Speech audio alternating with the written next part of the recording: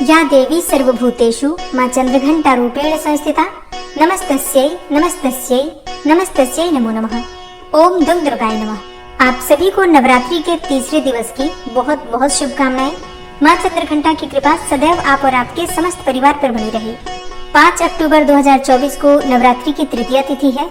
तृतीया तिथि का प्रारंभ हो रहा है 5 अक्टूबर को सुबह 5:31 पर और तृतीया तिथि समाप्त हो रही है 6 अक्टूबर को सुबह 7:49 पर।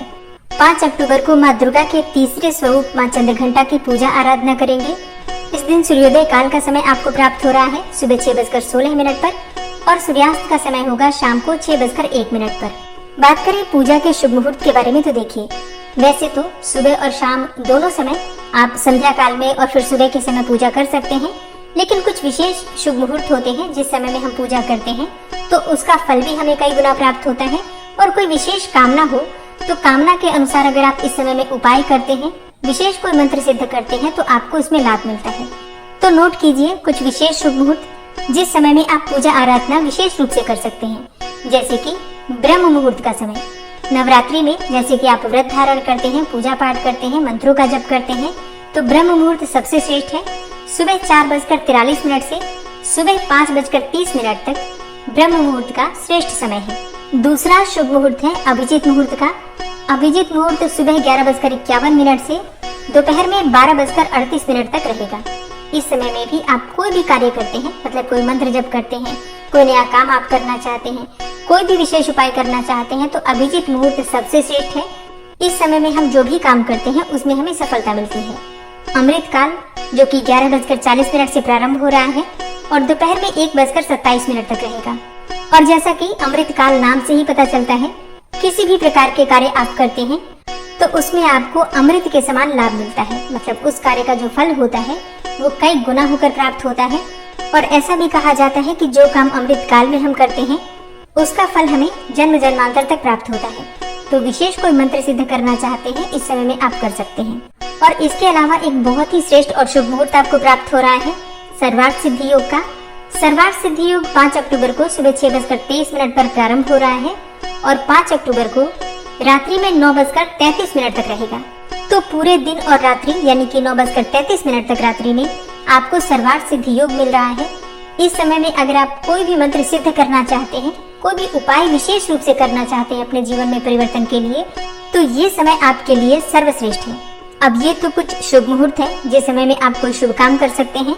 एक होता है राहु काल का समय, जिस समय में आपको कोई भी शुभ कार्य प्रारंभ नहीं करना चाहिए, जो कि सुबह 9:12 से सुबह 10:41 तक आपको प्राप्त होगा। इस समय में आप कोई भी विशेष कार्य प्रारंभ न करें। अगर आप पहले से पूजा पाठ कर रहे हैं बैठकर तो बिल्कुल कर सकते हैं, लेकिन अगर आप कोई विशेष पूजा पाठ करना चाहते हैं तो इस समय में शुरू मत कीजिए, ठीक है। और अब जानते हैं कि नवरात्रि के तीसरे दिन मां चंद्रघंटा की पूजा का महत्व क्या है और संपूर्ण पूजा विधि क्या होगी। आज के दिन आपको किस प्रकार से मां चंद्रघंटा की पूजा आराधना करनी चाहिए, मां का स्वरूप क्या है जिसका आपको पूजा के समय ध्यान करना है, किन मंत्रों का आज के दिन आपको जप करना चाहिए, मां चंद्रघंटा का प्रिय पुष्प क्या है, प्रिय भोग क्या है और आज के दिन किन रंगों के वस्त्र धारण करके मां चंद्रघंटा की पूजा आराधना हमें करनी चाहिए, कौन सा उपाय करें जिससे कि मां चंद्रघंटा प्रसन्न होकर हमें हमारी कामना के पूर्ण होने का, व्रत और पूजा के पूर्ण होने का आशीर्वाद दें। तो आज की वीडियो में मां चंद्रघंटा की पूजा से संबंधित संपूर्ण जानकारी आपसे शेयर करने वाली हूँ, इसलिए वीडियो को पूरा जरूर देखिए। और हाँ, अगर आपको आज की वीडियो अच्छी लगे तो इसे लाइक भी जरूर कीजिए, क्योंकि आपके लाइक्स, आपके कमेंट्स मेरे लिए बहुत महत्वपूर्ण होते हैं। ये एकमात्र जरिया है जिनसे मुझे पता चलता है कि आपको ये वीडियो अच्छी लगती है और आपके लिए ये वीडियो उपयोगी है। तो अगर वीडियो अच्छी लगे तो लाइक तो जरूर ही किया कीजिए। तो सबसे पहले जानते हैं कि मां चंद्रघंटा की पूजा का महत्व क्या है।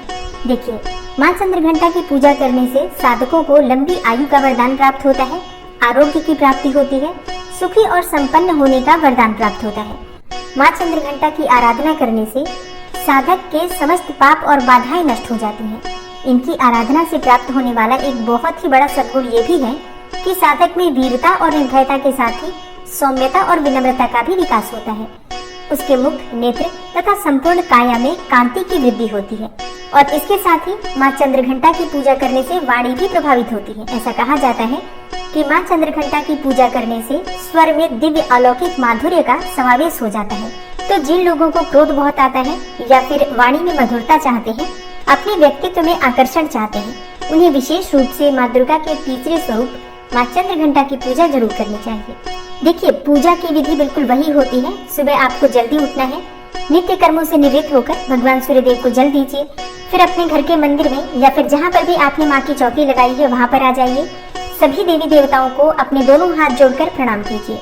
इसके बाद एक शुद्ध आसन डालकर चौकी के पास आपको बैठना है। फिर जल से शुद्धिकरण कर लीजिए, अपने ऊपर जल छिड़क लीजिए। जो भी पूजा की सामग्री है, पूजा की सामग्रियों पर जल छिड़क लीजिए। चौकी के आसपास शुद्ध जल का छिड़काव कीजिए या फिर आप चाहें तो गंगा जल का भी छिड़काव कर सकते हैं। शुद्धिकरण करने के बाद अपने सामने शुद्ध घी का एक दीपक प्रज्वलित कीजिए। दीपक प्रज्वलित करने के बाद आपकी पूजा प्रारंभ हो जाती है। सबसे पहले भगवान गणेश का पूजन करना है। पंचोपचार विधि से धूप, दीप, अक्षत पुष्प और भोग थोड़ा सा लगा दीजिए और फिर इसी प्रकार से कलश देवता का पूजन करना है। अगर आपने नवग्रह मंडल स्थापित किया है चौकी पर तो उनकी ही पूजा इसी प्रकार से पंचोपचार विधि से की जाएगी। और इसके साथ ही अगर आप षोडश मातृका भी चौकी पर बनाकर पूजा कर रहे हैं तो उनकी भी पंचोपचार विधि से आपको पूजा करना है। और अगर आपने ज्वारे बो रखे हैं तो जवारों पर भी आपको अक्षत पुष्प, धूप, दीप इत्यादि अर्पित कर देना है।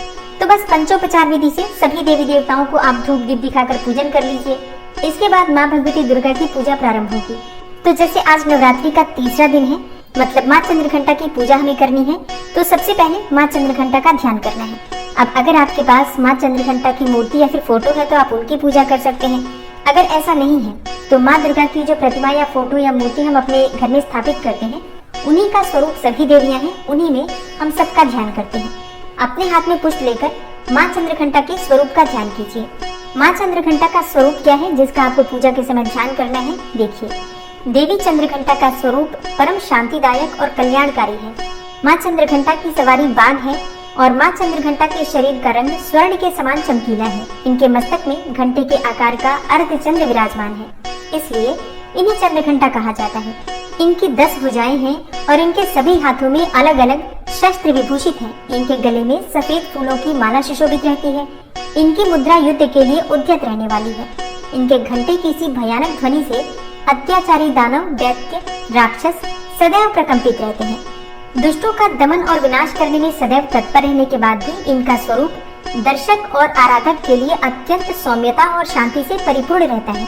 अतः भक्तों के कष्टों का निवारण ये शीघ्र ही कर देती हैं। इनका वाहन सिंह अर्थात बाघ है। इनका उपासक सिंह की तरह पराक्रमी और निर्भय हो जाता है। इनके घंटे की ध्वनि सदा अपने भक्तों को प्रेत बाधा आदि से रक्षा करती है। इनका ध्यान करते ही शरणागत की रक्षा के लिए इस घंटे की ध्वनि निनादित हो जाती है। माँ चंद्रघंटा के भक्त और उपासक जहाँ भी जाते हैं, लोग उन्हें देखकर शांति का अनुभव करते हैं। ऐसे साधक के शरीर से दिव्य प्रकाश युक्त परमाणुओं का अदृश्य विकिरण होता है।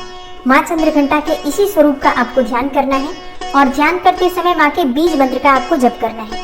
माँ का बीज मंत्र है ऐं श्रीं शक्त्यै नमः। दूसरा मंत्र है या देवी सर्वभूतेषु माँ चंद्रघंटा रूपेण संस्थिता नमस्तस्यै नमस्तस्यै नमस्तस्यै नमो नमः।